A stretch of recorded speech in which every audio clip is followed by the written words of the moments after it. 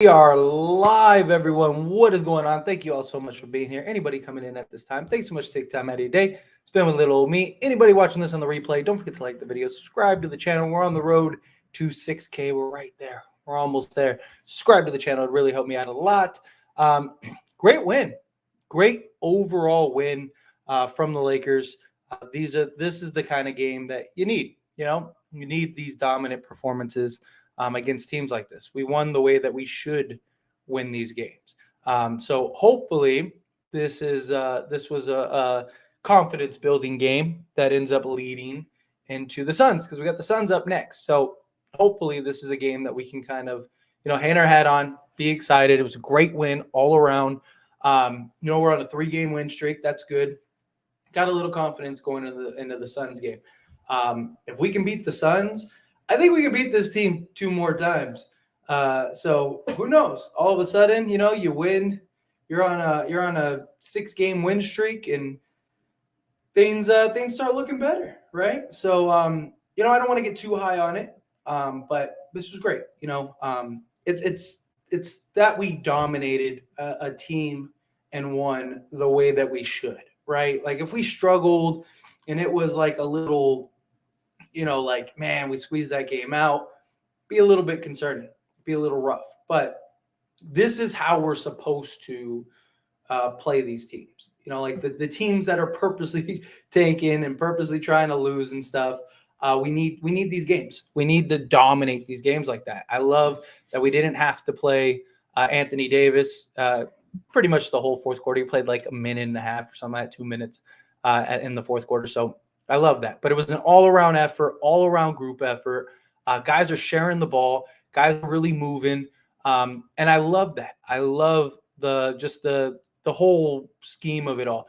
Again, we had 29 assists, which is beautiful, right? Like that's what we need to do. We need to be getting, the 29, 30 assists. Like that's Spurs, old school Spurs numbers. That's the Warriors numbers, trying to hit 30 assists. So if we can keep that up, that'll be good. Hopefully when LeBron comes in, my concern though is that stops when LeBron gets back, right? Because everyone's sharing. I hope LeBron is willing to kind of buy in and fill in. He's been sitting on the bench. He's seen what this turnaround is. He sees how we're winning games, and that's how we're winning games. Playing good defense, hitting shots, controlling the interior, and sharing the ball. And we need to continue that going forward. But what's going on, Mike? Appreciate you. What a great W. Agreed. This is how, again, I know it's the Spurs. I know people are going to be like, it was just the Spurs, stuff like that. But it was the way we won. This is how you're supposed to beat the Spurs. This is how you're supposed to beat the lower totem pole teams. Like, you're supposed to dominate them from start to finish. We need the sweep, the Spurs this week. I agree. We do. Like, there's no reason we shouldn't. I still a little concerned on the back-to-back, just because, again, it's so hard to beat a team 3 times in a 5-day span, 4-day span, whatever it is. But it's not – this team's pretty bad. Spurs are pretty bad. Like, we should be able to win all 3 of those games. But if we drop one of them, I won't be too upset. But, regardless, I thought this was a great win. Great win. Again, this is how you're supposed to beat those teams. If it was a tight win and we were down the stretch and it was, we closed it out, then yeah, it'd be a little like, hey, but hey, a win. First off, a win is a win always. And the Spurs, we beat them the way that we should. This was a good win. Reeves has gone to a new level these past 2 games. I agree. I hope Reeves continues to play this way, playing aggressive, getting to the hoop, putting in buckets. Like, he looks really good. We need this Reeves. He's shooting the ball well. Like, if he can continue this play, we're looking really good. And Thomas Bryant, man, I want to talk about him here shortly. Thomas Bryant, that guy, I'm telling you, I said it. I said it when he came back. He has the potential to be a real impact player, a guy that can really come in and really kind of change the tides. I don't think we're not all of a sudden a contender with Thomas Bryant, but he's a guy, he's a real rotation piece. He's a real, 20-minute a game guy that can give you a real contribution. And we need more of those guys, him and Schroeder. But we'll touch on that here in a minute. Was LeBron the problem the whole time? I don't think he was the problem itself, but I think he's part of it. I think he was part of the issues in the beginning. And that's what I'm talking about, how I really hope that LeBron doesn't come in when he comes back, because he's probably going to play the Suns game. They probably let him sit today because it was like, we should be able to beat the Spurs without him. So I imagine he comes back for the Suns game, and I really hope he plays within the scheme that we're playing right now, because the way that we're playing right now is winning basketball. Back-to-back games, we had 29 assists. That's where we need to be. We need to be 29, 30 assists per game. That's how you're going to get it done. Playing great defense, guys hitting shots. I know we were like almost 40% from three at one point. We finished 35%. But, we had a couple just shot chunkers towards the end of the game. So realistically, I know we were at like 40% before like the tail end of the fourth. I'm not saying we're going to shoot 40% every game, but if we could be around 35% a game, which is basically league average, right now we're last. But if we could be around 35%, play solid defense, Anthony Davis continue to be the monster that he has been. I mean, again, another monstrous game. I love that. On top of that, sharing the basketball. If we could do that, and LeBron sharing the basketball, playing fast. We've been doing a great job of playing fast. Utilize our bigs. Like the reason Russ is getting 12 assists per game is because we have bigs that can run, and Russ rewards them for doing that. And I love that. I love seeing Russ, rewarding our bigs every other possession. Like that's how it should be. AD is a monster. Reeves, Lonnie, TB were great. Russ is setting teammates up, great. But his lack of shooting, scoring is hurting. Still want to trade him. I mean, look, he needs to find a better balance of scoring and sharing. I really like that he's such a willing passer right now and really trying to get others involved and really trying to, get his assists. He clearly doesn't care about his scoring numbers, which is fine. But especially when everybody's scoring, because Russ is the guy, he can go get a bucket if he needs to, but he's trying to get everyone else involved and reward the bigs, which I like. But that being said, there was several possessions where he had a layup and was looking to pass rather than finishing at the rim. He needs to find that balance. Once he finds that balance, I think you'll see a lot of 2012 games from him, because he could have gotten easily another probably 10 points this game if he was just being aggressive on the attack. Because he finished with 10 points tonight. He easily could have gotten to 18. At worst maybe 16. Say he missed one or two of the layups. But I like that he's trying to share and get the other guys involved. When other guys are scoring, because I'm sure he knows too. Like I can go get a bucket if I need to go get a bucket. He's just trying to set other guys up. So, but we got to keep playing this way. Loved everyone tonight. Agreed. I'm with you. Everyone looked great. Air 15 is so nice right now too. Agree. I need him to keep playing that way. I need him to keep playing the way that he's playing. Hopefully LeBron James won't up this up. Yeah, I agree. I hope he comes in and plays within the scope of the offense. Play within the team. I believe he has a real team here. I still think we need a couple pieces. I'd still like another rotation guy or two, but I think overall, I think we're in a good solid spot. It's just get through the stretch, see what we really need. I still think we need to trade Patrick Beverley. And Kendrick Nunn has kind of gotten out of his slump, but I think he's still kind of the odd man out. I would use these handful of games and just go use that to go get another piece. And then ride it out and see, because say say after, this little 6, 7 game stretch, right? Let's say we move Patrick Beverly and Kendrick Nunn and go get, say, I don't know, a wing guy, or say you go get like a Terry Rozier or something, just a scorer or like some wing player, right? Um, then that gives you like another like month and a half, 2 months to kind of evaluate and see like where are we? Like, are we, a couple like two pieces away from being a legit contender, or are we still a little ways away? Or like what pieces do we really need? That's what I'm kind of hoping the Lakers look at. Like, hey, let's move the two guys we don't really need that aren't really contributing, and go get a piece that can help, and then maybe look to go add other pieces later on down the road. Um, LeBron got to take a step back. Yes, agreed. He does. He's got to play within the scope of the team. Just imagine having three more scorers via Spurs trade. Hornets, Bog, Turner, buddy. I know. I would like it. I would. I'd like. I really don't think we need another big. Like, if Thomas Bryant can continue to play the way he's playing, I don't think there's a need for another big. If Anthony Davis continues to play top 3 basketball and MVP level basketball, and you got Thomas Bryant and Winning Gabriel in that 3-man rotation, and then you have Damian Jones for like garbage minutes or whatever. Like, I like that big man rotation. Um, I would rather. I don't think a center would be a big need. Like, I wouldn't be upset if they went and got Miles Turner, but I don't think he would be. I don't think he's a need right now. I would rather them go look at, like a Buddy Hield or a Bogdanovich. Go get a scorer. Even like a Terry Rozier.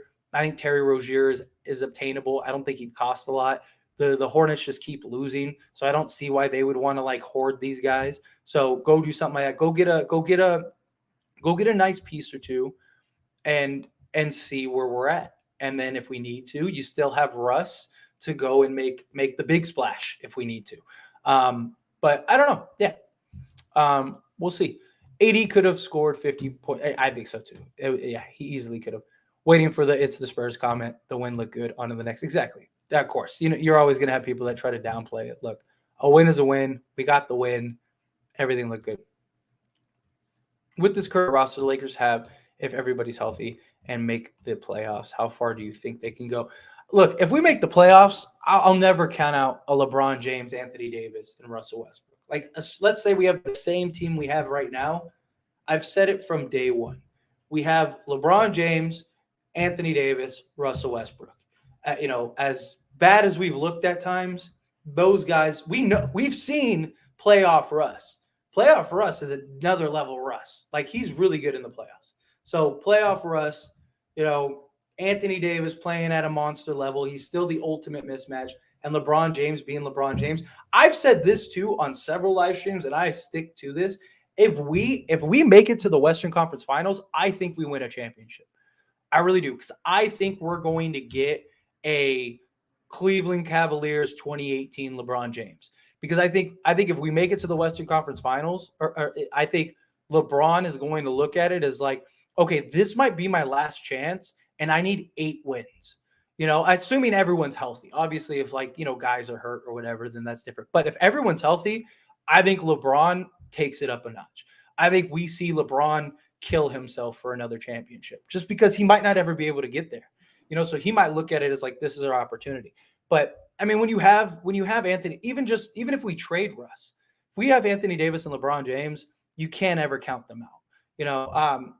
And there's not a single team in the Western Conference that I look at and go, man, there is no way we can beat them in a 4-game series. Like, there's just not. Like, no one in the West look like world beaters. No one in the West look that good where it's like, man. Now, can we beat all those teams? Who knows? We won't know until we play them. But there's not a single team that I look at and go, man, like the Lakers would have a real problem with them. I don't. We got to win 2 more against the Spurs. I agree. But again, it is really hard to beat a team 3 times in a 5-day stretch. I mean, even in the playoffs, you have like 1 or 2 days in between, but still, we should get those wins. We really should. Even though it's hard to beat a team in 3 days, I think we can do it. I do too. I'm not ruling it out at all. I just don't want people being like, it's a lock. We're going to smack the Spurs 3 times. Like, I definitely think we smacked the Spurs 2 out of the 3. But I think, again, it's hard. And you're playing them on a back-to-back. Like, it's hard. And who's to say they don't rest like LeBron and Davis on the back-to-back, stuff like that, to where it's just like basically our role guys and like Russ, so that's something else you got to keep in mind. But we need to beat the Suns. That's what we need to do. We need to beat the Suns because if we beat the Suns, then one, that just adds to our list of good teams that we've beaten, and two, it adds to like the win streak. Three, it adds to like the level of confidence that the Lakers have, and then you have an easier schedule to round out the end of this month and put us in a good spot. So hopefully that's what ends up happening.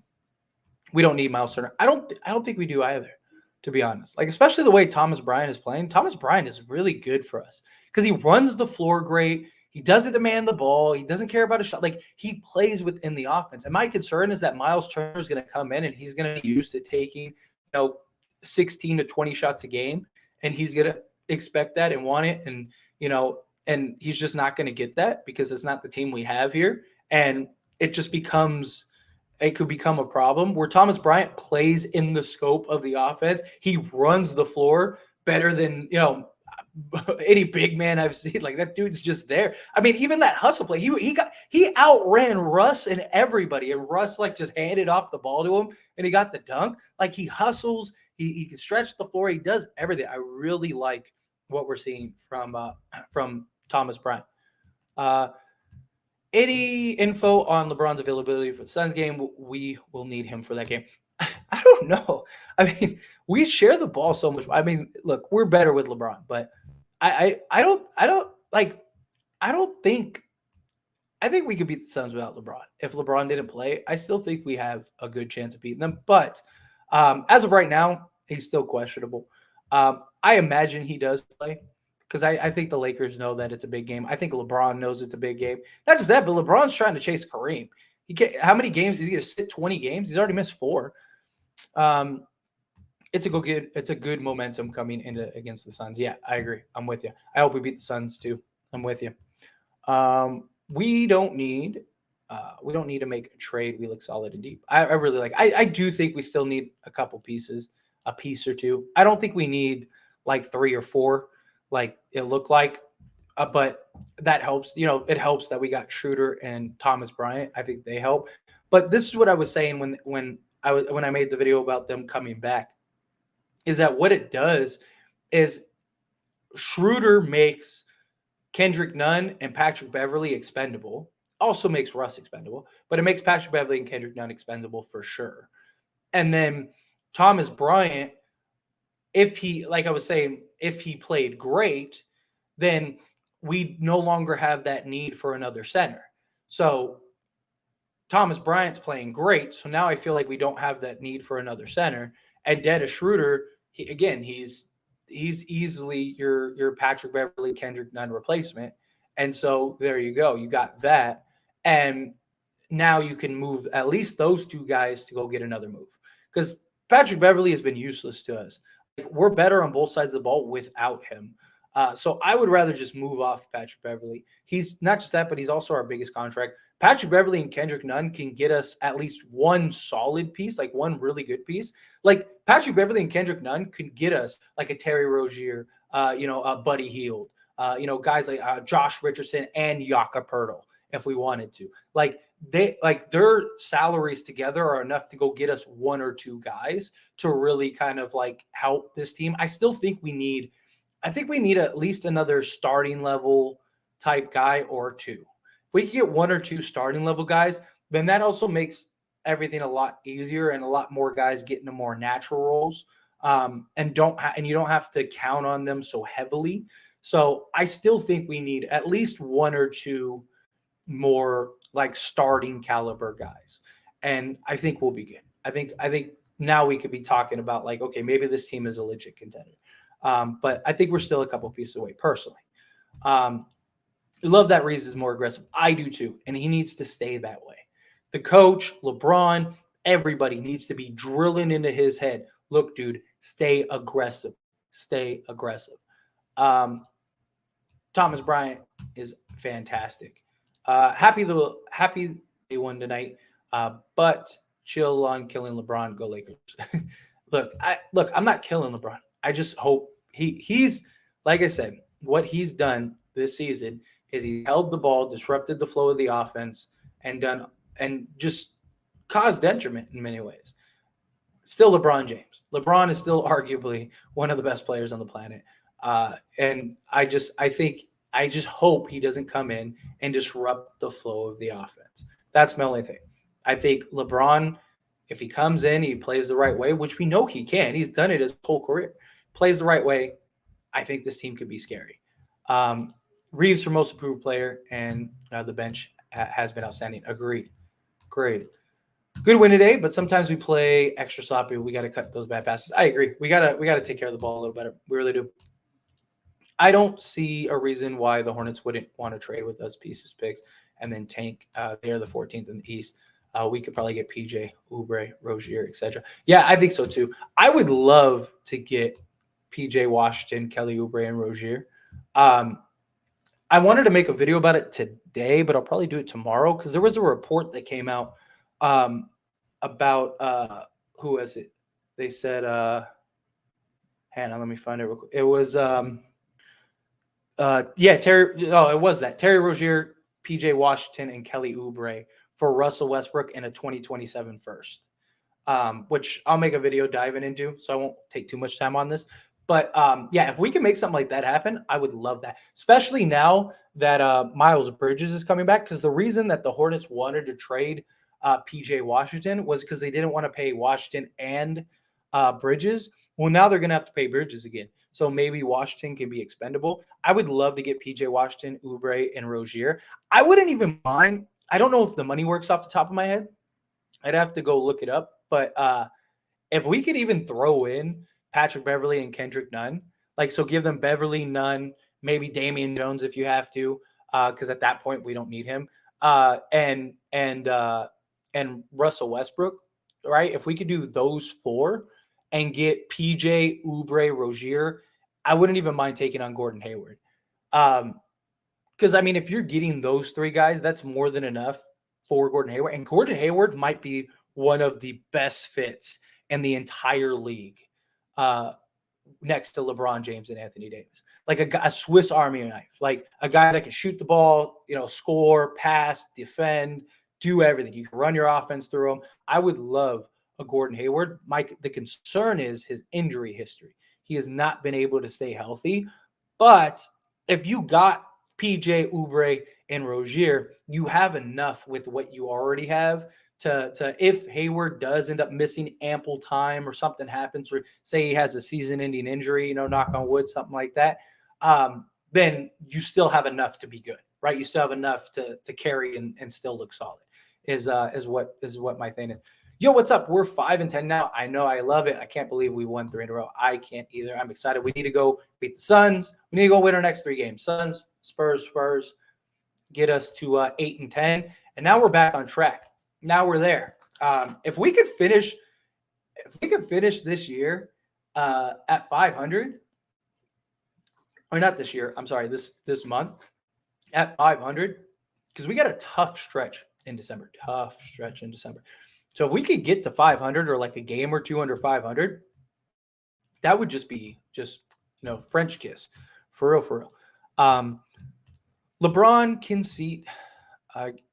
sit against the Suns. Bryant, 80 on the floor. Lakers starting. Yeah, look, I think we could beat them without LeBron. I mean, it would be nice to have LeBron, but if we can get a solid 8-8 from Bryant, I'm good with that. Yeah, agree. Like that's because I mean, again, we don't need at least from the center position, we don't need 20 and 15 guy. I just don't think we will. Would it be nice? Sure. But I just think with Anthony Davis, especially come like playoff time, like a game 7, you're probably starting AD at the 5 spot anyway. Stuff like that. Like I think Thomas Bryant is a perfect fit for exactly what we need from another center on this team. And if he can consistently give us 8 and 8, which he has been, I mean, again, tonight he gave us what? He gave us 15. He gave us 15 and 9. You know, if he could be somewhere around that, give us 10 to 12 points a game and like 7, 8 rebounds a game. There's Miles Turner. Because I get Miles Turner's averaging like 18 a game right now, but he's not going to average that on the Lakers because he's going to have to compete with Anthony Davis for boards. He's going to have to compete with, Anthony Davis, LeBron James, and everyone else for scoring, all of that stuff. So Miles Turner's probably going to be like a 14 to 15 and 8 guy. So if Thomas Bryant can be a 12 and 8 guy, like, why would we trade our assets to go get a Miles Turner? It makes no sense. You got his production with Thomas Bryant. So that's my only thing. We really need Bryant back. Damian Jones has been atrocious. Yeah, I agree. We needed him back for sure. I used to pray for times like these. I love it. If we could continue to win, what kind of trades are we looking at? Personally, again, this is just my thought process, but let's say we beat the Suns and we beat the Spurs 2 more times. That puts us after Thanksgiving, right? I believe, because Thanksgiving is this Thursday, right? So we have that stretch, right? But let's say we're 8-10. At that point, I think the front office really needs to look at a trade. Even if we're like 7-10, I think the front office really needs to look like, okay, we need another piece or two. We're on a run. We're looking good. Things are going great. Let's figure this out, right? So personally, I don't think they do the Russ trade immediately unless there's just a good deal on the table. Like, let's say, whatever. Let's say the Hornets are like, we'll give you Rozier, Hayward, PJ Washington, and whoever else. Take your pick. Who do you want on a roster outside of LaMelo Ball and, Miles Bridges? Who do you want? Take them. They're yours. Like, if you get something like that and you don't have to give up like both firsts, then I could see the Lakers maybe making that deal. But let's assume that doesn't happen. I think the Lakers take Bev and Nunn and package them to go get a piece or two and then see where we're at and evaluate that for another like 10, 15 games. And if we're like, through that, let's say through that 15 game stretch with like another piece or two, let's say we're like 10-5 on that stretch. So now we're, we're, 17-14, right? Or 17-15, whatever. Then I think the Lakers might go, okay, well, let's look like, what can we get for Russ? That would be my guess. Something like that. So I think they go look for like another scorer, something like that. Like like maybe they go get like a Josh Richardson, or they go get like just a Terry Rozier, or maybe they just go trade for Buddy Hield, something like that would be my guess. Bryant, AD, Reeves, Walker, Russ. That's our best 5. I like that 5. Yeah, I do too. I even made a community post about it. I really liked that lineup of Austin Reeves, Thomas Bryant, Winning Gabriel, Troy Brown, and Dennis Schroeder. I really like that starting that starting 5, but that bench 5, like, I think that would be a really good bench 5. And they were pretty solid. Like, they held their own throughout. Little stagnant, but also that was the first time that lineup's ever been on the court. So, but I do like that lineup. I think you got a little bit of everything. You got some shooting, you got some slashing, you got some playmaking, you got some, you got some defense, you got a little bit of everything. I think Austin Reeves rounds that out very nicely.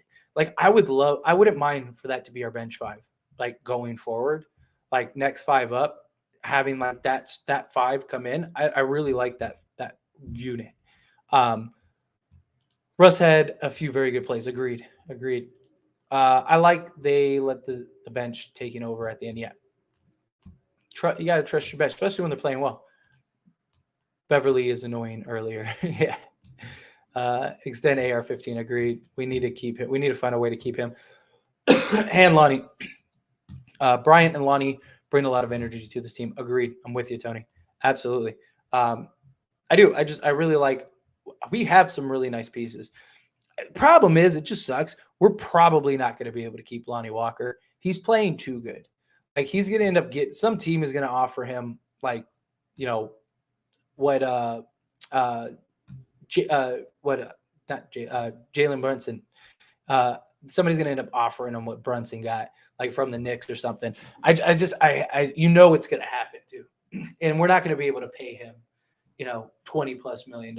But some team is gonna end up doing it. So I think Lonnie's playing way too. I don't as much as I want to keep him. I really think we're gonna end up losing Lonnie this offseason because he's 23 years old, plays both sides of the ball. He's already really good. Like I don't know. I think personally we're gonna end up losing him. But real quick, and sorry. Say that. There we go. Where were we? But real quick, Arthur coming in. How about the $2 super chat? Thank you so much, Arthur. I really appreciate that. I'm enjoying them better without LeBron James on the D-Lo. Dude, I agree. I mean, they just play better team basketball without LeBron. They really do. Like they move the ball better. They're just a more fluid team. It feels like. It really does. I just feel like it's just a much more fluid team.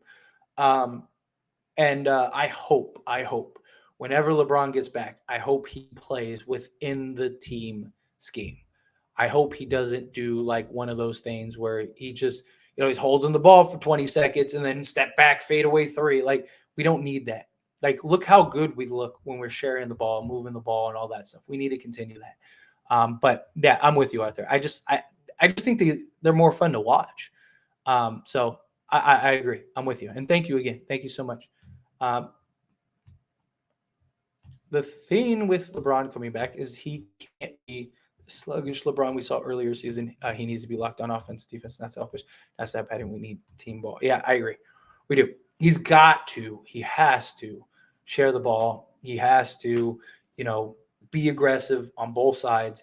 We need him to be the LeBron James we know and love, like the LeBron James that can, actually win games.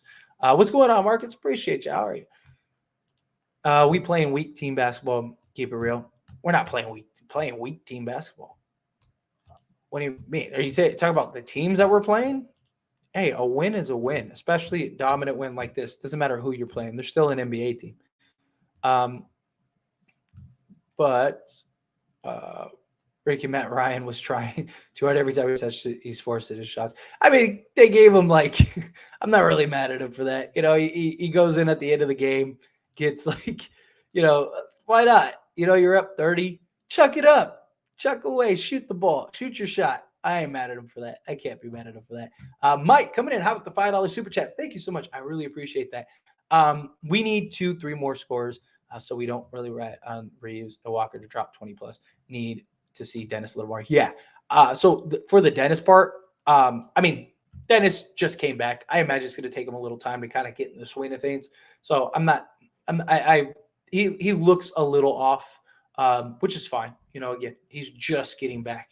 So I imagine it'll take him a little time. We'll see how he is over the next 4 or 5 games, whatever it is, to round out this month. But yes, I agree. I think we still, like I said before, we're like 4 or 5 pieces away. Thomas Bryant, Dennis Schroeder coming in, I think move 2 pieces. I think now we're 2 or 3 away. I do. I think we're 2 or 3 guys away from being in contention, being one of the better teams in the league. I think ideally we need as far as realistic players, players that we could realistically get, if we could work it out to where we could get if we could get Terry Rozier and Josh Richardson, and some deals, I think that would be great. Because then you get a 3-and-D player. You get Josh Richardson is basically another KCP. So it'd be adding a KCP to this team. So if we could get a KCP, another, KCP 2.0, and Josh Richardson, and then get a scorer in Rozier, a guy that's proven in this league, then I think that would be great. I do. I think that would be great. I don't think we need the big blockbuster trade like I did earlier, just based on what we've seen so far. But yeah, give me 2 guys, If we could turn Beverly and Nunn into like one or two solid guys, I would really like that. And then we could kind of like reevaluate and just see, like, do we need anything else or is that enough? But yeah. Again, thank you so much, Mike. I really appreciate the super chat. Thank you. There we are. None is improving, but still needs to be selective with his pass selection. I agree.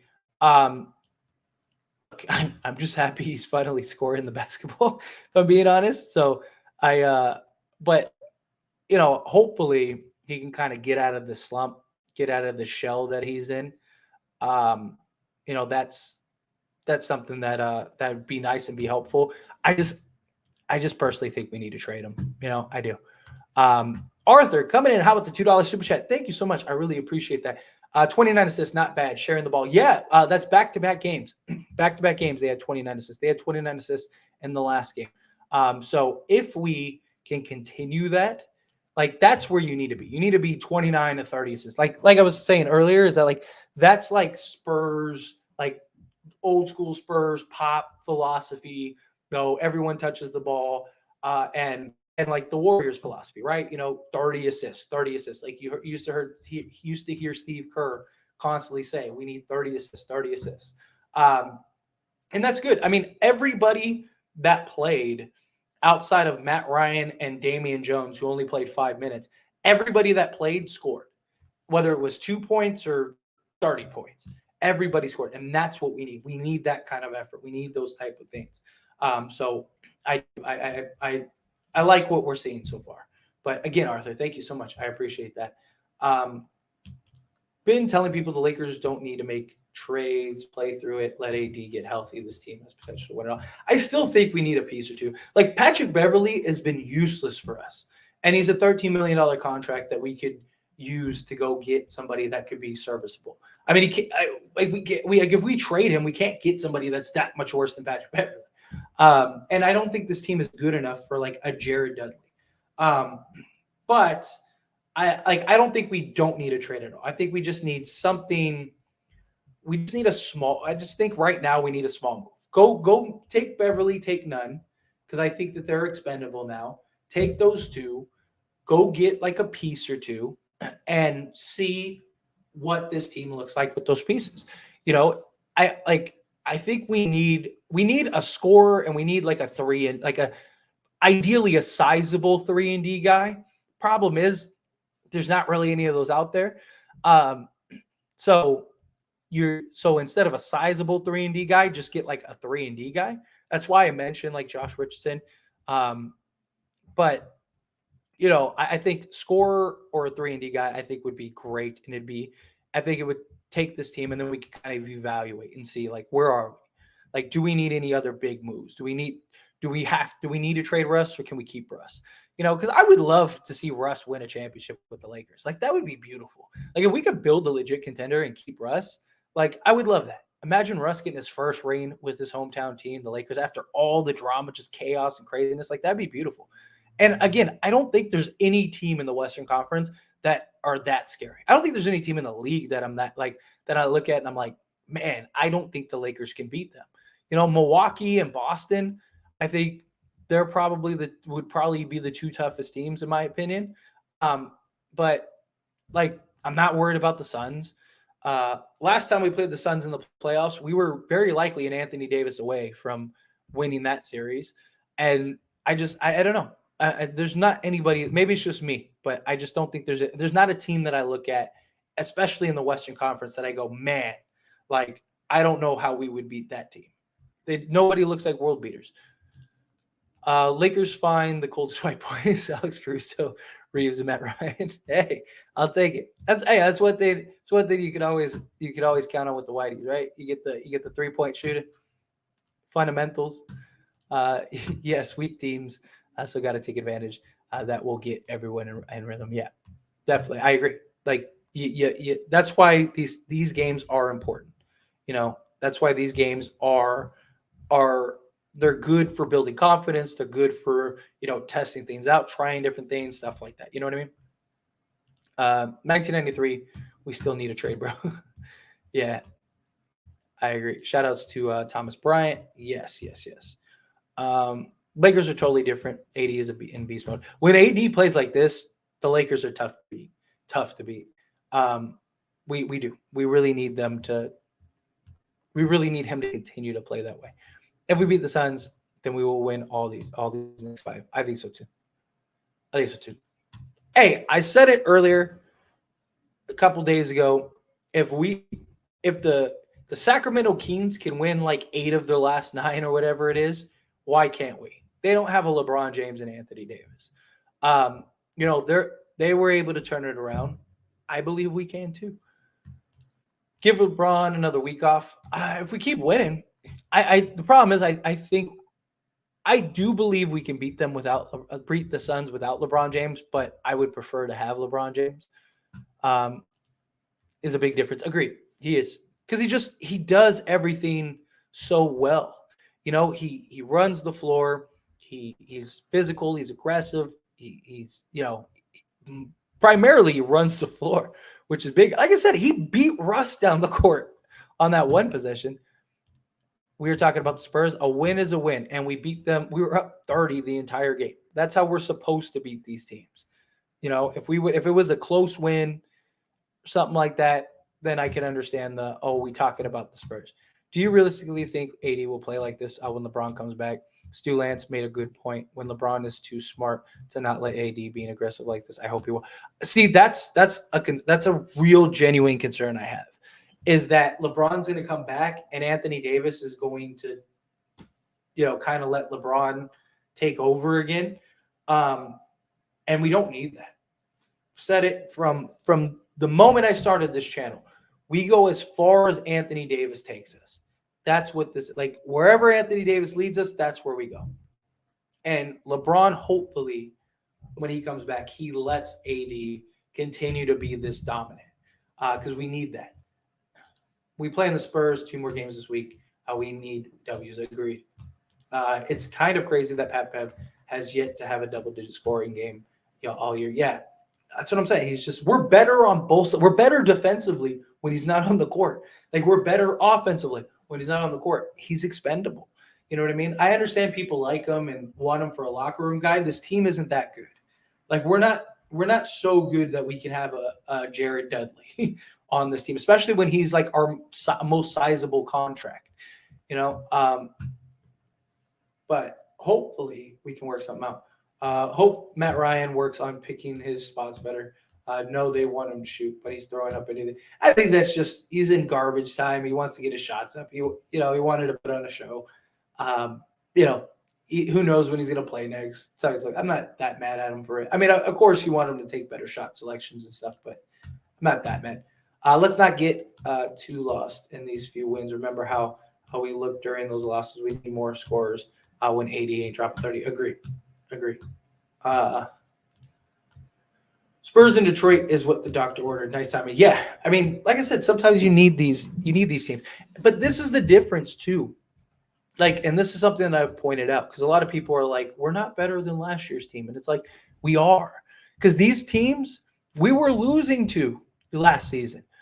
Our schedule last year was cake in the first half of the season, and we started the first 10 games 5-5. And then once we had a tough stretch, that was it. We lost, we were losing 10 in a row and stuff like that. The difference this year is we're in all of these games. There have been 2 games this year that we had no chance of winning. Outside of that, almost all of these games, even the ones we lost, we could be in. And that's why I still think we need a piece or two because there is going to be a game where Anthony Davis isn't a monster. It's just how it works, right? There's games where Giannis isn't a monster. There's games where Embiid isn't a monster, right? Every player has those pedestrian games. And, there's going to be a game. There's probably going to be a game where Anthony Davis and LeBron both are out or they're not playing well or whatever. That's why I think we still need a trade. I still think we need a piece or two that can basically take over games. When LeBron and AD are out or they're having a bad game or whatever. I guess key is get leads in the first half and the weakest link all we had is the third quarter. We got to cover it and play well, not to lose the leads. Other teams won't be missing layups, 3-pointers. Yeah, I mean the third quarter has been our biggest Achilles heel this year. Um, we did better against the cruddier teams in the third quarters, but like when we play the Suns, like if we have a first half lead, we need to come out in that third quarter and play better. Um, y'all beat the Pistons and Spurs. That's nice. Let's see what y'all do Tuesday. Hey, wins are wins.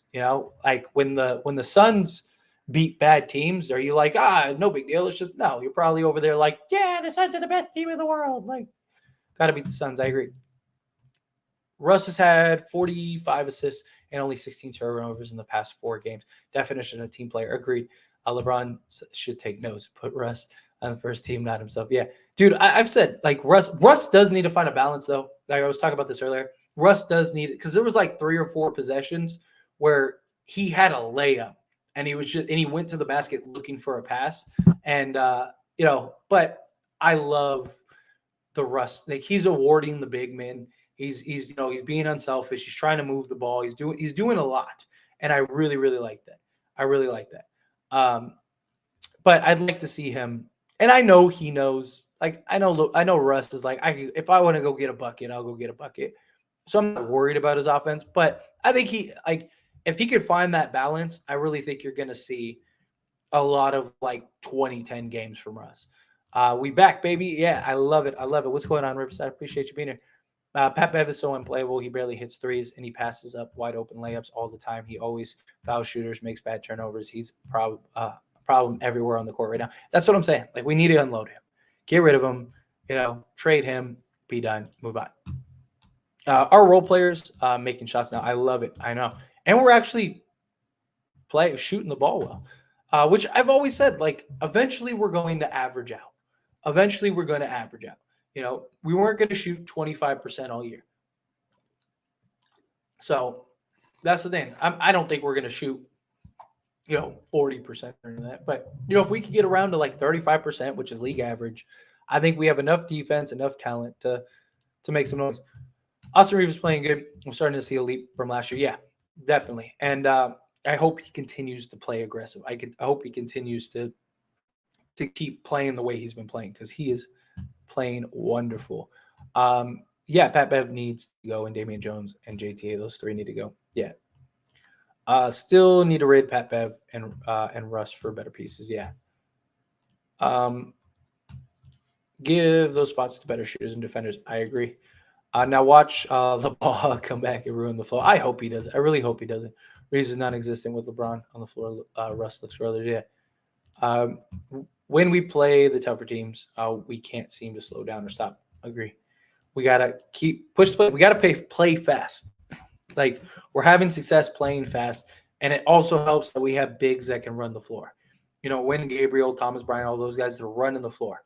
AR-15 is just a smart player. His IQ on the floor is legit. Agreed. Yeah.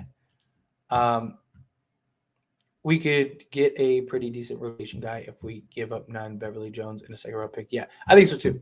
There's a lot of teams that would probably unload, especially a salary guy. I think we could turn those guys into 1 or 2 pieces. Oh, it's Hillbilly Kobe, not AR-15. Respect the name. Troy Brown didn't give us the 10 points tonight. I know. But hey, outside of tonight, he's done it in every game. He's given us like 8 to 10 points. Like, I mean, you want to talk about like consistency? Like he's been like a model of consistency.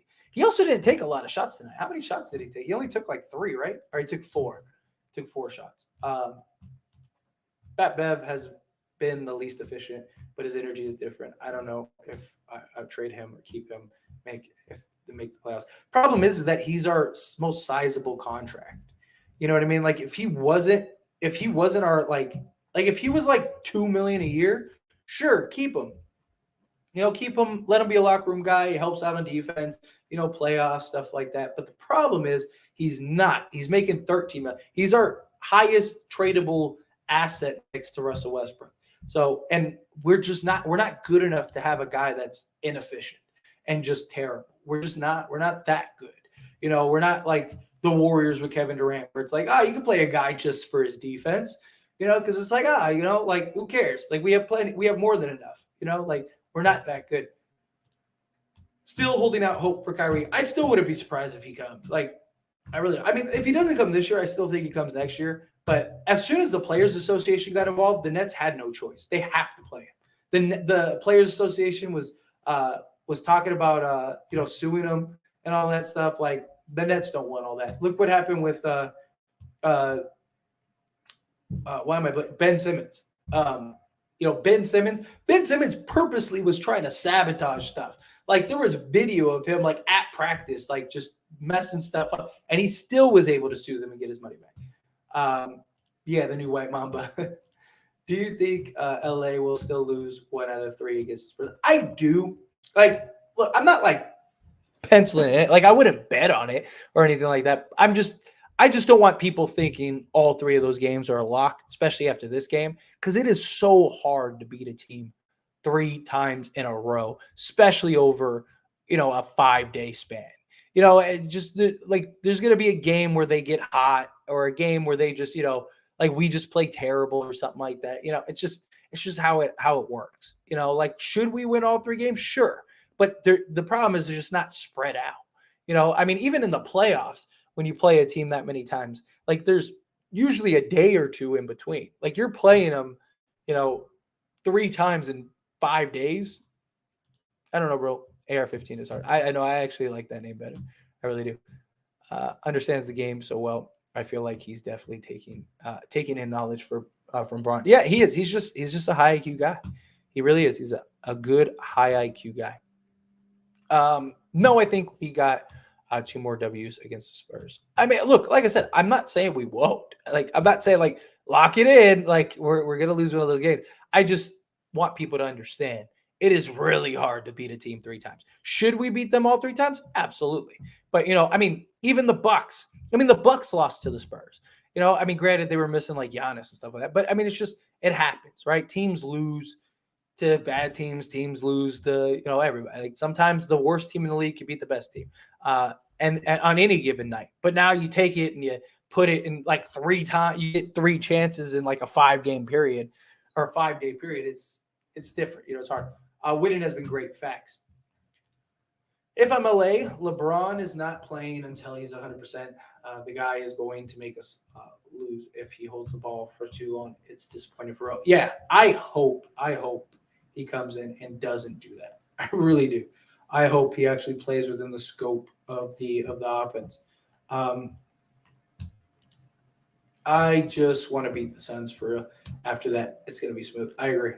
We got to beat the Suns. Elder, what's going on? Salute. I appreciate you being here. What is up, Elder? Thank you so much. But yeah, Hillbilly Kobe, he is his name. He didn't deserve it last year, so he became AR-15. Now he deserves Hillbilly Kobe. Thomas Bryant is looking good, but I hope he can shoot threes like Miles Turner. We haven't seen that so far. Yeah, but like I don't necessarily want our big shooting a bunch of threes. Like we're dominating the paint, continue to dominate the paint, especially against teams like the Spurs and stuff like that. Like Thomas Bryant doesn't need, and even Detroit, like smaller teams, we should be using our size advantage, which is good. We have been like playing the Spurs where like they're playing 2 like 6'8" guys at center and power forward. Like you should be dominating the paint, which they did. All right. Like I don't need Thomas Bryant and Anthony Davis shooting 10 threes. I believe Thomas Bryant can keep playing like he's playing, but he's injury prone. We don't need to make a move for center now, but we need contingency plans.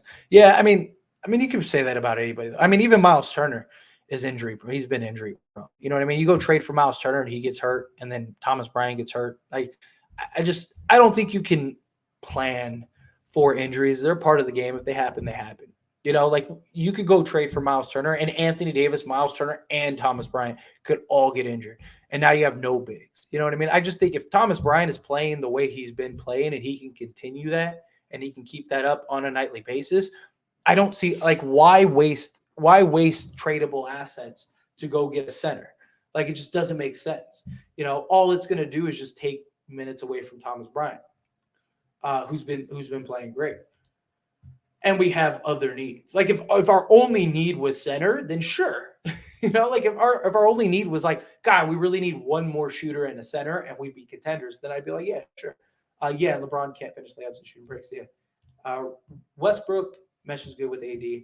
I'm from Sac and trust me, Buddy Hield sucks. We just need to trade Braun. Yeah, look, the other thing too that people don't take into account with Buddy Hield, he's never played in the playoffs. So we have no idea if he's going to show up or if the moment's going to be too big or what. But Westbrook and AD are really good. And so are Westbrook. Westbrook and all the bigs are really good because he runs the pick and roll properly. And I've said this over and over again. The way LeBron James is running the pick and roll this year drives me crazy. He runs it. He's running it like he doesn't want to do it. Like it just Russ runs it so smoothly, and I love it. Yeah, 50 points, easy for 80. I think he would have too. Forgot Thomas Bryant, Dennis, Troy Brown played with Russ before. The chemistry is there. Yeah, that's a good point. Oh yeah, Buddy Hield, it's overrated, huh? Whoops. Austin Reed. Oh, come on. Austin Reeves. Austin Tyler Reeves appreciation comment. Yeah, definitely. Trade LeBron. Can't this year. Yeah, exactly. To some other people's points, we can't get wrapped up in these wins versus trash Spurs. How are we going to look when AD is an off game and we're playing real opponents? Yeah. Like I said, we are still a few pieces away. Agreed. I'm in sack too. Healed garbage. Yeah. At least we won right tonight, more than 20, and held them under 100 points. Agree. That's been my point. Right since I started this live stream, like we beat them the way that we should. We should. That's what we need. That's what we need. Role players making shots now. Yes. Anthony Marshawn Davis, junior appreciation.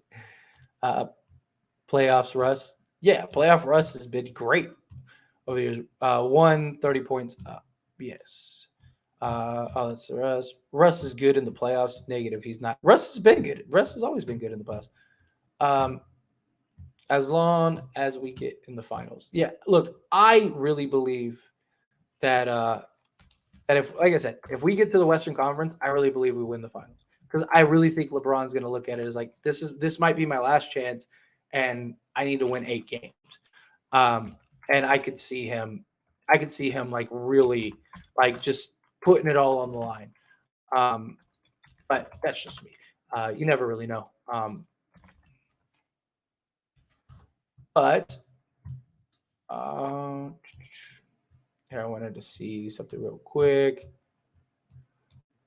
So, what was that? That's career. No, I want the. Where is it? Where is it? That's not it. I'll look it up a second. Let me get back to this. I was gonna look something up real quick. If you trade for Hield, just say goodbye to the season. Russell Westbrook appreciation comment. Exactly. That's what's gonna be on my. Russ is great in the playoffs. Actually, he is. He is. Russ has always been solid in the playoffs. Let's see. So in the playoffs, so he's played 111 games in this playoff career, and in the playoffs, he averages 25, 8, and 7. So he's pretty good in the playoffs for his career. That's what he averages: 25, 8, and 7 in 111 playoff games. If that's not good in the playoffs, I don't know what is. But he is not the answer, and LeBron is not too. We both same age. Trust me. At 38, I'm stiffing like down. Love it. Heals his bum. He looks good in Indiana. Sure. Yes, exactly. LeBron motivated to win at Western Conference Finals will be at an all-time high. I feel like a big reason he looks lazy right now is because he thinks his team cannot contend. He was locked in 2020. Yeah, I think if we get there, I do. I just think if we end up stumbling into the Western Conference Finals, I think we see a completely different LeBron James. I think it's going to be like, wow, like, all right, that LeBron still is in there. I see. So, like, here's the thing. Like, and I've thought about this like on several occasions. I really think when LeBron passes Kareem, he'll play completely different. I think he just wants to pass Kareem, and then once he passes Kareem, I think we'll see a different player. But here's the thing. LeBron is so good, so smart, so talented. He can get 20, 25 a game playing within the offense, right? Like he could go get a bucket whenever he wants. Like he could take, a possession or two every couple of possessions and just go get a bucket. Like, and go get his 25 and then just play within the offense. Like, uh, trust me, LeBron is too slow now. He can't shake past defenders now. And I'm the biggest LeBron fan. Yeah, I mean, it happens over time. Okay, I'm done with the appreciation comments. All the guys were great today. So got to give the credit. I feel it. I feel it. We will beat the Spurs all 3 games. If LeBron is out, I promise you. Yeah. Sorry, trying to find. I would trade Brown before Westbrook at this point. Unfortunately, can't trade LeBron this year. I hope we can beat the Suns, but I doubt it. Hey, you never know. You never know. Anthony Davis has always been a monster because the Suns have a problem with Anthony Davis. They cannot contain Anthony Davis. Dame will probably miss the Blazers game as well. Yeah, which would be good. Halliburton is badass. Yeah, I really like him. 1, Dennis, 2, Walker, 3, LeBron, 4, Davis, 5, Bryant. I wouldn't mind that lineup. Get the likes and subscribes up. You're doing a great job. Do you think one day you will be on Lakers Nation, Lakers 2023 champions? Well, to the first part, yes, go subscribe to the channel. I am I'm 53 subscribers away from 6,000. I'm sure that there are a bunch of you that aren't subscribed. At least 3 of you. I only need 3 subscribers to get to 5950. That'd be awesome. And then we're halfway to 6,000. But yeah, subscribe to the channel, like this video. It really does help me out a lot and help after the stream, all that stuff. So let's get that subscribers up. I really like that. I really appreciate that. To the second part, do I think one day I'll be on Lakers Nation? I would love to. I don't even know if Trevor Lane and them know who I am or know I exist. I'm still relatively new. I've only been doing this for a couple of months. It's been like 4 or 5 months. But I'm blessed. I'm thankful. I'm so happy to be here. So happy to have grown the following the way that I have. But yes, I mean, if Trevor Lane and Lakers Nation ever asked me to come on their channel, I would be more than happy. I would be there immediately. I would whatever I got to do, whatever I got to stop, just to have the opportunity to talk to those guys and have little fun discussions and debates. I would absolutely love it. Hey, if you want me on Lakers Nation and you're in its comment section and stuff, let them know. Be like, hey, get As It Stands Lakers on the channel. Who knows? Maybe he'll see enough people doing it. Maybe he'll be like, hey, let me reach out to the guy. You never know. Doesn't hurt. But I would love to be on Lakers Nation. So if you guys want to, give a little shout out to him for me, I'd appreciate that. But on a serious note, 2023 NBA championships, I sure hope so. I would absolutely love it. Absolutely love it. Dude, Russ plays better without LeBron because he has no pressure of playing free yet. Well, he's able to just kind of play Russ basketball. Bryant sitting out and watching Lakers' weaknesses really helped his play. I mean, it's very possible. I just hate when we'll call pros bums. Yeah, I can understand. I mean, there's different bums though. You know what I mean? Like no NBA player. I mean, even the guy at the end of the bench that you've never heard of is better than like 90% of the world. But because I'll do that all the time. I'll be like, man, this bum, But in reality, like, there's bum, like, this bum, and then there's like, oh, bum, like, there's difference. There's levels to that. Russ gets to be the point guard when Bron doesn't play. When Bron plays, Russ is in the corner. It makes no sense. I agree. I've said it, and I'll continue to say it. I'll say it over and over again. Like, they need to almost never play Russ and LeBron together. Like, just play them in spots, like a couple minutes a game, whatever. But for the most part, they should be playing independent of each other. You're right, fam. Yeah. Anthony Davis has also shot 80% from the free throw line and has made 48 of his last 56 free throws. Even if he keeps up the 80%, that'll be huge for him and the team. Agreed. Everybody's really been making free throws lately. We've been really good. We've been shooting I think I saw a stat, like we've been shooting like 82% as a team over the last like handful of games or whatever. That is awesome. But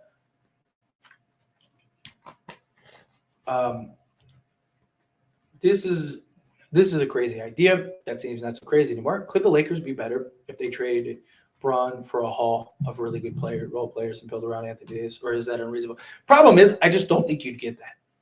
Like, which team is going to trade for LeBron James at 38 years? I mean, we can't trade LeBron this year regardless. But like, let's say next year, they're like, oh, we could trade LeBron James and like build a team around Anthony Davis. Like, it sounds great, but like, what team is going to give real assets? Because LeBron's not going to want to go to like a Sacramento or something. He's going to want to go to like a legit contender. And like, what contender is going to give up a bunch of quality assets to go trade for LeBron James? Like, they're not going to, no, like, people aren't going to blow up their team for LeBron James at 38 years old anymore. So I don't think it's reasonable, if I'm being honest. If this was like 5 years ago, yes, I do. I think you could make that argument, but we need Pat's defense off the bench for the playoffs. I don't think so. Like I said, we're better on both sides of the ball when Pat is not in the game, like much significantly better. Hield is a bench player, maybe a poor man's J.R. Smith yet. I want Bog and Buddy. That way we don't have to depend on Reeves and Walker to drop 15 again. I would love Bogdanovich. Like, I would love it. Like, if we could trade Patrick Beverley and Kendrick Nunn and just go get Bogdanovich, that'd be perfect. Then who knows? Maybe we wouldn't need anybody. But I would love to go get Bogdanovich, which Detroit keeps losing. Save that man. Get him off that team. Jason, what is going on, Jason? I appreciate you, even though you like to hurt me with the Celtic stuff, but you're awesome. Thank you so much, Jason. Thanks for being here. Braun is still the GOAT. He just started the season playing bad. Yeah. Oh, no. I can be critical of LeBron at times, but it's just because he's, in my opinion, the greatest player ever.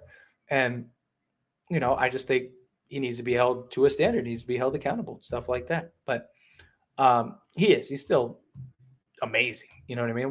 It's not like we're really not better without him. Schroeder does the same thing. He's not good either. Schroeder was bad last playoff stretch, but hopefully he could be better this time. He was really good for us the year prior. Like before he got COVID, he was really good for the Lakers, really good. And the Lakers with Anthony Davis, LeBron James, and Dennis Schroeder that year, they were a plus 15 overall, and they were one of the best, if not the best duo. Don't really remember off the top of my head, but I know they were like top 2, top 3 trios in the entire league. Schroeder was really good before he got COVID. And then he just kind of like fell off. I don't know if it was because he got COVID or what it was. We want him to play better. That is all. Agreed. LeBron needs to come off the bench. I say start Russ and LeBron off the bench. Now fix, not Ayton. Just a bit older now. Yeah, they're never gonna bring LeBron off the bench. Start sacrifice. Yeah. So KB, I would love KB. Oops. Man, I'll talk real crazy. Talk about Braun off the bench. Yeah, that would never happen. I'm gonna wait until December to have an opinion about the Kings, bro. Every year they look nice though, but they do this every year. So like, I really like the Kings. So on As It Stands, I have, for those that don't know, I do have another channel. It's like my mother channel. It's the first channel I started, and then because of that channel, I ended up making this channel. I made a video about the Sacramento Kings, and I said that I really think that this might be the year that they break their playoff streak. Like, this was before the season even began. I was like, I think that they break their playoff drought. At least, at worst case, I think that they're a play-in team. Because I was like, I think they're really good, really young, and they're gonna be a tough beat. And so far, they look like it. I do. I really like the Kings, and they're just fun to watch. They really are. They're just a young, fun team. Braun has never sacrificed to his own detriment. He undermines the very thing he claims he wants. He wants others to do more as he ages. He ball hogs tries to, like, LeBron for the last like several years. All he's wanted and all he has said is that he wants to play off the ball, and he never does. Like, the Lakers have spent the last 3 years trying to find somebody that he could play, that could control the ball so LeBron could play off the ball, and it doesn't work because LeBron doesn't want to play off the ball. Like, every time. It's silly. But Braun is not the problem. Come on, man. He wasn't taking shots. We know that. Come on, man. Players wasn't making shots. Yeah, but look, LeBron isn't the problem, but hit the way he plays, the way he's been playing at times has been a problem. And he needs to come back and get into the swing of things. Now guys are hitting shots. Now guys are making plays. Now guys are doing things. He needs to come in. It's not so much. I'm not saying like LeBron's a bad player or anything like that, but he is doing a lot of just low IQ plays. He's just making a lot of low IQ decisions. Holding the ball for 20 seconds, letting the clock wind down, and then just jack it up a step back fadeaway 10 times a game. That's not good basketball. That's not going to get the job done. Even if he's making them, it's not a good shot. It's not a good play. Players weren't getting as good of looks as they are now when we run proper offense. That's true too, because guys weren't sharing the ball the way they were. Monk reunited is dope. Yeah, I like that too. I love how we sit around passing judgment on people that are this good at what they do. I mean, they're in the public eye. That's what it is. They're professional athletes playing basketball. We need a center though to defend. Yes. If we beat the Suns without LeBron, we are going to the playoffs. Yeah.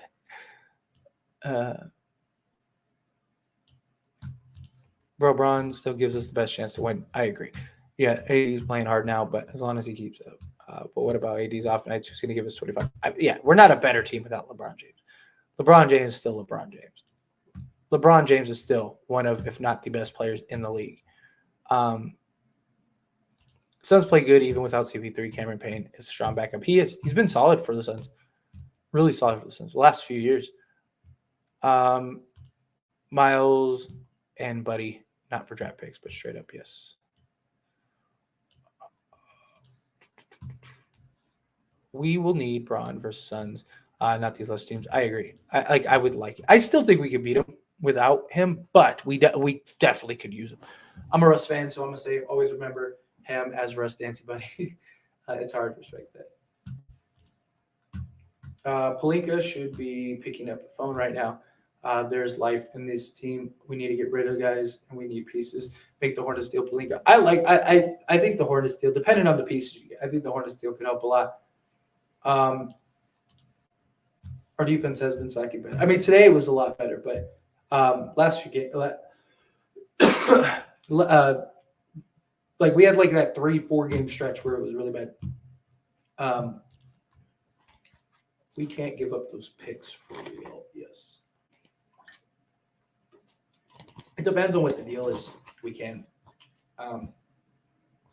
It's got to be the right deal. Watch book go off. I mean, it wouldn't surprise me. If AD continues and season average 30, 12, 2, 2, is this finally the AD team takeover LeBron's been advocating? I sure hope so. I really do. I sure hope so. We need him to be. Look, if the Lakers make the playoffs and AD continues to play the way he's playing, I think he wins MVP this year, and I think he wins Defensive Player of the Year. He was up in a couple days ago. He might even be better now because he's had a couple stretches. But last I checked, Anthony Davis was tied with Giannis for best overall defense in the league, and Anthony Davis should win Defensive Player of the Year this year. He should. And if the Lakers make the playoffs and he's averaging 30, 12, 2, and 2, I think he wins. I think he wins MVP and he wins Defensive Player of the Year.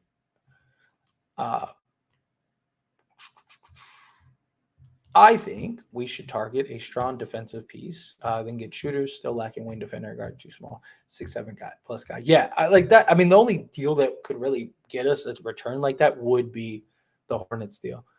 Thomas Bryant has been good, but I don't think you can compare him to Turner because Thomas has not near the same defensive impact. He doesn't have the shot blocking, yes, but everything else, Thomas Bryant is very similar. And the difference is Thomas Bryant is a guy that will play his role. He doesn't need the ball. He doesn't care. He if he gets 2 points or he gets 12 points, he doesn't care. And that's what we need. Like Miles Turner would be great, but there's also a lot of concern. Like Miles Turner has had trouble playing with other bigs in the past. right? Like Thomas Bryant is showing he doesn't care. He just, get on the ball, do whatever. He'll make the hustle plays, he'll make the grinding plays, he'll do what he needs to do, and I like that. I'm just saying, like, would Miles Turner be nice? Sure, but I don't think that he's a necessity. I think that there are a lot bigger things that this team needs outside of center position. I don't think center position is our biggest need right now. AD needs three things to be an alpha: good health, an elite back to the basket game, LeBron James to not dominate the ball. Yeah, I'm with you. Good night, bro. Stay high. Appreciate you. Take care. Appreciate you. We need to see how we play with everyone healthy. We might be an unstoppable team. I don't know if we'll be unstoppable, but we'll be pretty good. Add LeBron, and if LeBron can play within the scope of the offense, yeah, we can be pretty good. Jeremy Grant is a perfect piece. Jeremy Grant would be a perfect piece.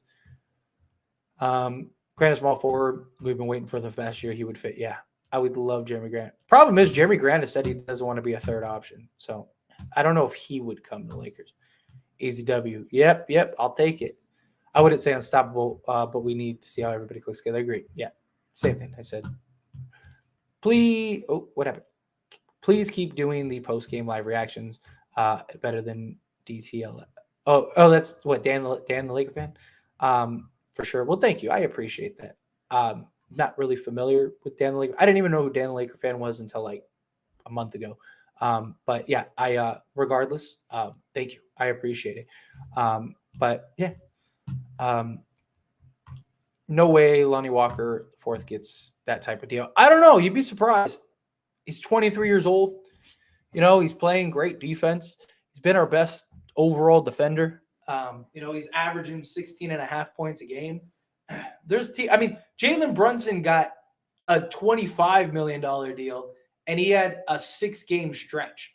Like, there's teams that, like, I'm telling you, he's going to get paid. Lonnie's going to get paid. Not Brunson type money. I don't know. I'm telling you.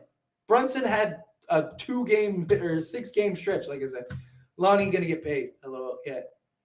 I don't know. Hello. Plus, Rob is already preparing for the offseason. If we don't win a title, they're going to break this thing up and keep the young Lakers. I wouldn't be surprised if that happens, especially if we get smacked.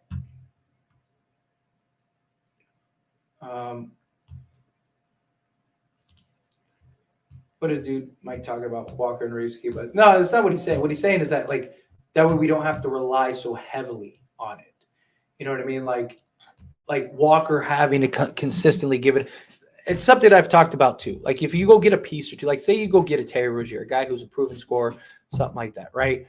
Walker has been arguably our third best player, but in reality, right now, he's not supposed to be the third best player on a championship team.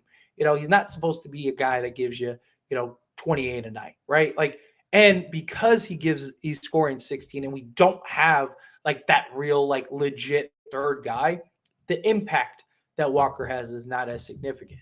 But if you can get a guy or two that can come in and give you that significance, like a guy that could be a legit third option, then what that does is now when Walker gives you 16 a night, it just has so much more of an impact. And you don't have to rely on it that much. That's what Mike's talking about. Not having to force Reeves and Walker every single night to give you 15 to 20 a night to win. Because they're young. They're gonna have their ups and downs and the roller coasters. But to have to rely on 2 23-year-olds, not something that you want. I don't want to hear anything else about the damn Spurs trade. Heck no. Spurs trade. Josh Richardson was solid tonight for them. He had a solid game all around for them. And then Jakob Poeltl didn't even play tonight, so you didn't even get to see the guys that were in it. But yeah, Josh Richardson shot 40%. He was 2 of 3 from 3, 66%, 2 assists, 1 rebound, 10 points. Only played 18 minutes. That's pretty good for coming off the bench. Once Darvin Ham figures out the rotation, we will be good. Dennis Bryant need to start. Yeah, I wouldn't mind if they went big. I like watching them play big. Pat Bev shake my head. I feel it. Yes, Bev and Nunn has to go. I agree. I'm with you. They are Braun 182, Russ 3, Walker 4, Reeves 5. It's damn near perfect. Problem is Walker's been consistently our third. Walker a hooper, but he shouldn't be our third scorer. I agree. We just need a better small forward. Brown Jr. is awesome role player, but it would be nice to have a small forward that can hit shots more consistently. I agree. I am with you on that. Uh, are we still getting Kyrie? I don't think a buyout is happening. Maybe we trade Russ, Damian Jones, and a first Kyrie and Seth Curry. No, so look again, Kyrie, that old situation. It wouldn't surprise me if by the trade deadline he's gone.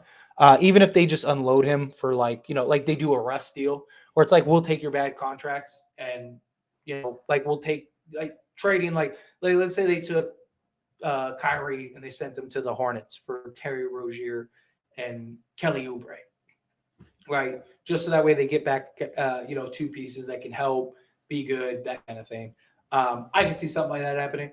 Um, but as soon as the Players Association got involved and started threatening the Nets that they would sue them, that changed everything.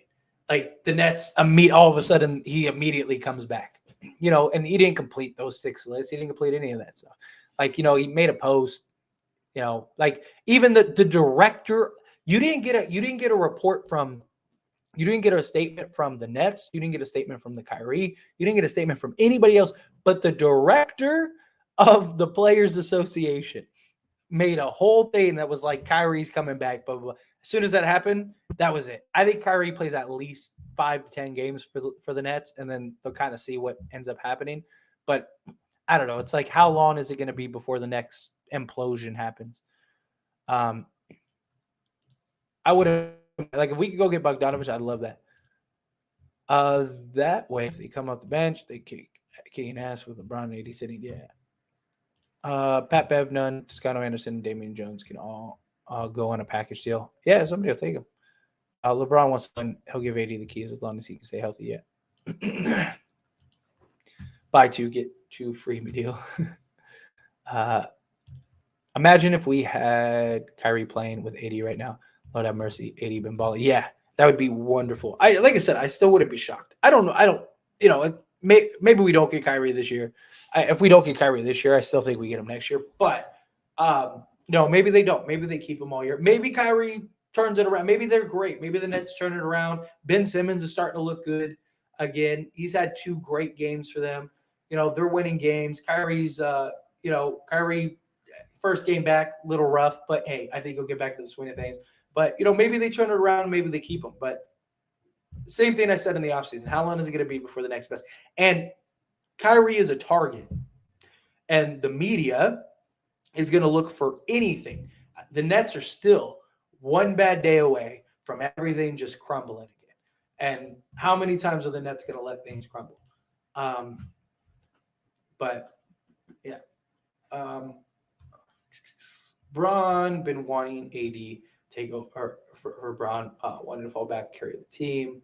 Yeah, he's that's what he needs. That's what he's been wanting for a long time, and that's what AD needs to do. And so far, it looks like it. AD needs to keep being aggressive with or without the key effects.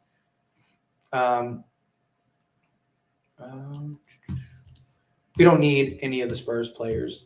It depends on what you get them for.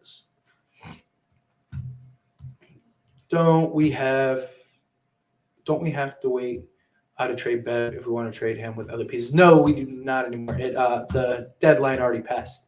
Passed like, I don't know, 2 weeks ago, something like that. Plus Spurs are not likely to deal with the Lakers anyways. I mean, possibly. I mean, we know that they've had conversations with them. I don't think you'd have a conversation with them if you weren't intending to trade them. A starting lineup needs to be Schroeder, Walker, Braun, AD, Bryant. Second unit should be Russ, Bev, if we keep Mayer, Thomas Bryant, Woody, Gabriel. Yeah, I wouldn't mind that at all. I would rather have, I want to get rid of Bev. Maybe that's just me. I want to see more scoring from the bench, especially when Bron and AD are out. Yeah, agreed. We need that for sure. Um, which Lakers would make a trade? Enough is enough. I do imagine that they will. I mean, they said that they were going to wait until after Thanksgiving anyway, and that's this Thursday. Plus, you needed to see what you could get with Thomas Bryant and Kendrick and Dennis Schroeder. Now we know Thomas Bryant. We don't need another center. So why go trade our assets to go get another center? Now we could go actually use our assets to get things that we need. I would still do the Spurs deal. I still like the Spurs deal. I still think the Spurs deal is really good because you get a trade exception, you get all kinds of stuff. How about the Pacers deal? I just don't see the point in the Pacers deal anymore. Thomas Bryant's giving you the same production that Miles Turner will probably give you. You know, yeah, you're probably better in the perimeter defense, but perimeter defense hasn't been our problem. It's been interior defense. Interior defense hasn't been a problem. Perimeter defenses. Did you see Rob Pelinka in person? No, I did not. I don't know. More hate to Braun. Braun just pushing his team to play. Try plus 500, healthy team without LeBron. We're definitely better with LeBron. Well, I think the Lakers will win 55 games this season. It's going to be tough, but uh, Reeves has that Luka Doncic footwork. He's so poised. Yeah, Reeves, man, Reeves is nice, man. He really is. Uh, why people keep saying trade LeBron, like that's going to happen. It's not going to happen. It can't happen. Even if the Lakers did for whatever reason want to trade LeBron, they can't. Um, can the Lakers turn their season around? Yeah, I believe so. Absolutely. I mean, the Kings just did, and I think we're better than the Kings. Um, Tyler, what is your opinion on AD before he came to the Lakers and after he won a championship for the Lakers? Me personally, AD in the playoffs is one of the best playoff players I've ever seen. Dude, I like when we got Anthony Davis, I was like one of the people that were like, "Oh, championship, we're gonna win, yay!" Like, I mean, Anthony Davis was absolute monster. He was looking like he could be arguably the best player in the league.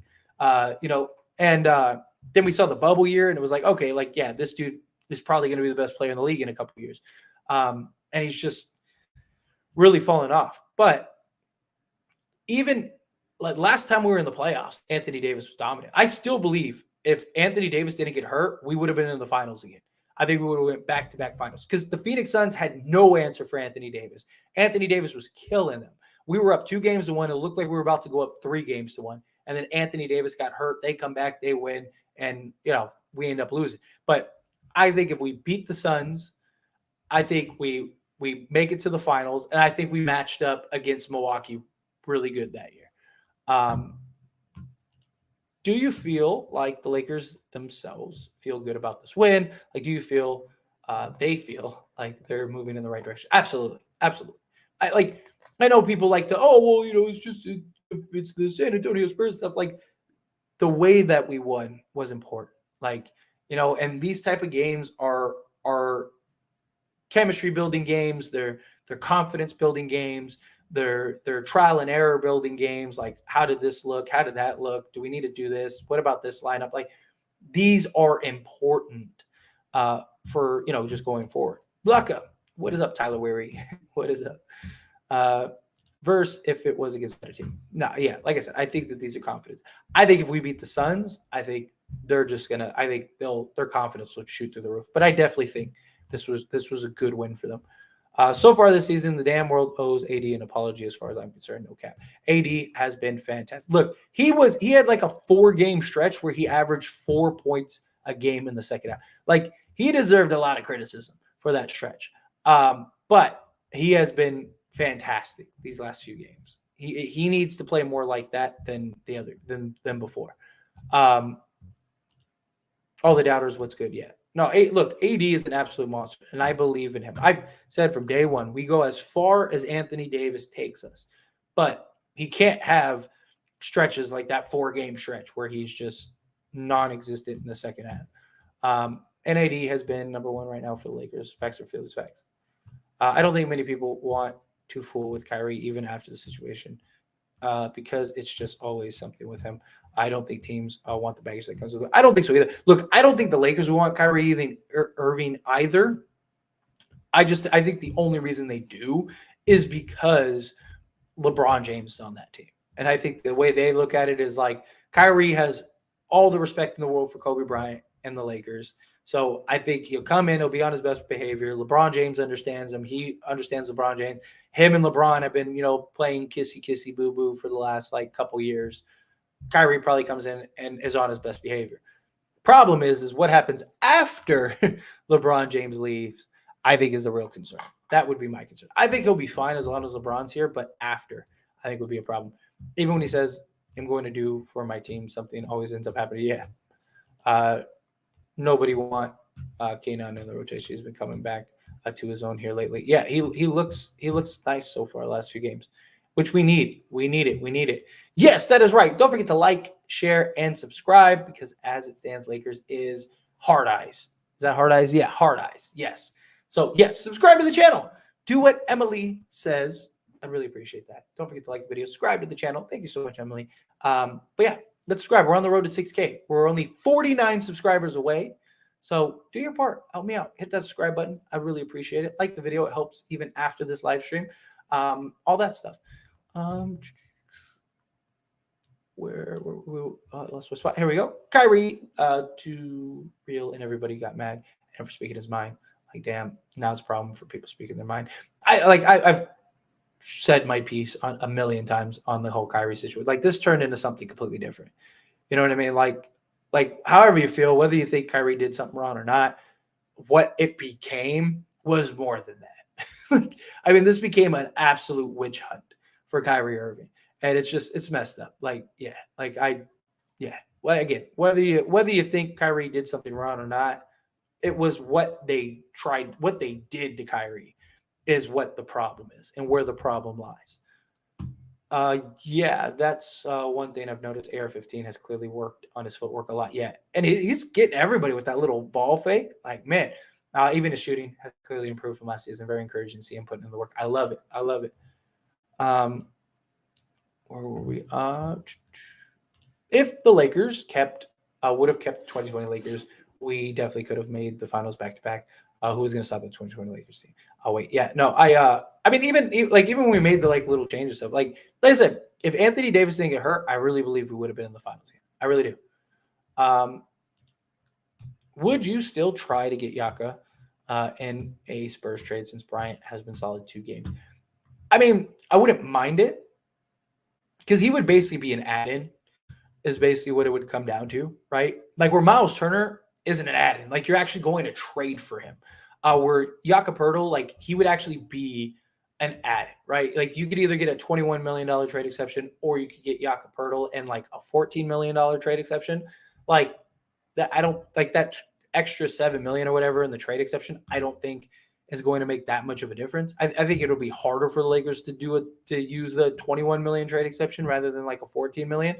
But like I wouldn't mind it. Like if the Lakers went and got Jakob Poeltl, I wouldn't be like, oh man, like I can't believe they did that. Like, we have Thomas Bryant only because he's an add-on. Like it's just like here's an extra piece type thing. How do you feel about Darvin Ham's coaching right now? He might be better than Vogel. I think he's better than Vogel. Darvin Ham, I think, has been great. I've been sticking up for Darvin Ham this entire honestly, like when we were terrible. I mean, not saying that we're great yet. Still got a long road ahead. But like I was saying, it's not Darvin Ham's been fine. He's trying new things, doing different things that I understand people don't like, but now's the time to do it. He's trying to figure out the team, figure out a lineup, figure out things that work. He's been consistent. Look, as much as people like have been complaining about like Patrick Beverley and stuff like that being in the starting 5, which I don't really like Patrick Beverley being in the starting 5 anymore. Like, and people want him to change starting 5. Frank Vogel had a different starting 5 every single game. And at least Darvin Ham has been consistent and going with the guys that he knows and trusts and stuff. Like, I think Darvin Ham is fine. And every time they run a play in Darvin Ham's playbook, it's positive results. Out of timeouts, like all of his play calling are great. And like I've told people, like a coach can only control so much. He can't control, the flow of the game. right? He's supposed to put his guys and get his guys ready and bought it. Darvin Ham has turned a bunch of like nobodies in many people's eyes into like a top defense and like actually playing good basketball right now, sharing the ball and everything. Like, you know what I mean? Like he's doing a lot. He completely changed Russell Westbrook. Like that alone is better than anything Frank Vogel did. Y'all truly believe Kyrie would change regardless of who's on his team. He low key showed the same character when he got Cleveland with LeBron. Yeah, I don't think he's always going to be who he is. I was a fan of Vogel. Yeah, look, I don't think Vogel's a bad coach. I just think it was a bad team for him to coach. Y'all not giving us Russ and them 2 first-round picks. The Spurs will no longer be interested in giving up Jared Pirtle. Just saying, I don't want Kendrick Nunn. He's a bum. So is Bev. You might not want that, but I don't think you have any say in what the Spurs want to do. Um, I don't think he's wrong. I just think he knows he's under a microscope and yet still feels and finds himself shit almost every year, whether it's personal or not. No shade. No, I mean it is like every year he's got some controversy behind him. You know what I mean? It's like every couple of months it seems to be something that that he does or says or whatever. I mean, look, and this was one of the things that I was saying when I was talking about the whole Kyrie situation because I've stuck up for Kyrie a lot, but like I said, there is plenty of stuff that you could criticize Kyrie for. I mean, and Kyrie, the lack of being a team player and stuff and all that stuff. I mean, he took like a week off just for personal reasons. Like, like he's done a lot of stuff. There's a lot of things that you could criticize Kyrie Irving on.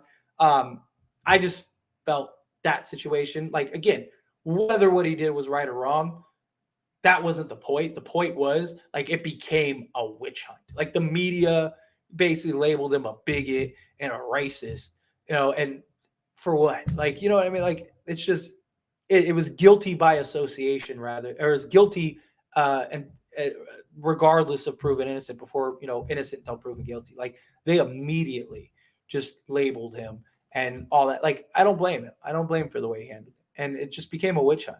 That was my problem. Like, like that's the thing everyone should be concerned with. Like if Kyrie messed up, okay, fine, he messed up. But like, people mess up. He said he's sorry, move on. It was never about the apology. Like, that's the thing. Like people fuck up. I'm not perfect. I make mistakes. I probably say plenty of shit that can be canceled. Say stupid stuff all the time. Everybody does. In these live streams, I say stupid stuff all the time. You know what I mean? Like it's just like we're all human. Like, apologize, move on, be done. That's why I said, like, that's why I don't believe in like if you mess up on the internet, don't apologize. Fuck them. Tell them to go eat a bag of dicks or something. Like, because apologies never mean anything. You're never gonna win. Like, and all you're doing by apologizing is just all the critics. See, we got him. We got him. Yeah, he apologized. And they're all sitting there, all like, yeah, forget it. Ignore it. Move on. The people that support you are going to support you regardless. The people that aren't, they were never going to support you to begin with. So who cares? Not being a hater or anything, but I still have my doubts about this team. And because they're championship or bust, it'll be a disappointing season. I agree. First off, I just completely overlooked the subtitle here in chat. What's going on, Jojo? Appreciate you. Secondly, no, I still think this team needs a few more pieces. I really do. I do. I think this team could use a few things. I don't think we need as much as I originally thought because I think Thomas Bryant is really helping. I think Dennis Schroeder could be kind of makes at least Nunn and Beverly expendable. So I think those help too. But I would like to see them take Beverly and Nunn, go make like a minor deal, reevaluate, see what this team looks like, and then if we have to, then you have the Russ trade come the trade deadline. That would kind of be my anticipation. Not going to overreact after being trusted. Yeah, I'm with you. Can the Lakers actually make it to the playoffs this year? I think so. I do personally. I mean, we got a lot of catching up to do and a lot of work to do, but I do believe that they could turn it around a little bit. But anyway, subscribe to the channel. If you're not subscribed to the channel, again, I am 49 subscribers away from 6K. I'd appreciate you all if you subscribe to the channel. I have reached the end of the chat, so I'm going to skate on out of here. I appreciate you. Oh, we got one more question. I'll answer this last question real quick. The Lakers are performing better with LeBron out. Is there a reason for that? Yeah, they're moving the ball more. They're sharing the ball more. Davis is being more aggressive. Guys are stepping up more, which is something that I was saying when LeBron first went out. I said, this is a real opportunity for guys to step up and play better and get out of their funks, because a lot of guys were in funks and it's really worked. I mean, like it has. I mean, Austin Reeves has stepped up his game. Everybody stepped up. Troy Brown, Thomas Bryant's back. Like everybody is playing better because you don't have LeBron James to fall back on. And when you have LeBron on the court, it's easy to take a step back and just let him try to do everything. And I don't think he's the problem. I just think that he needs to now come in and play within the scope of the team. That's my personal thoughts. But again, subscribe to the channel. I'd really appreciate that. I'm going to skate on out of here. Thank you all so very much for hanging out with me, being a part of this live stream. I will see you guys in the next live stream, as always. And see you, all you beautiful people, in the next one.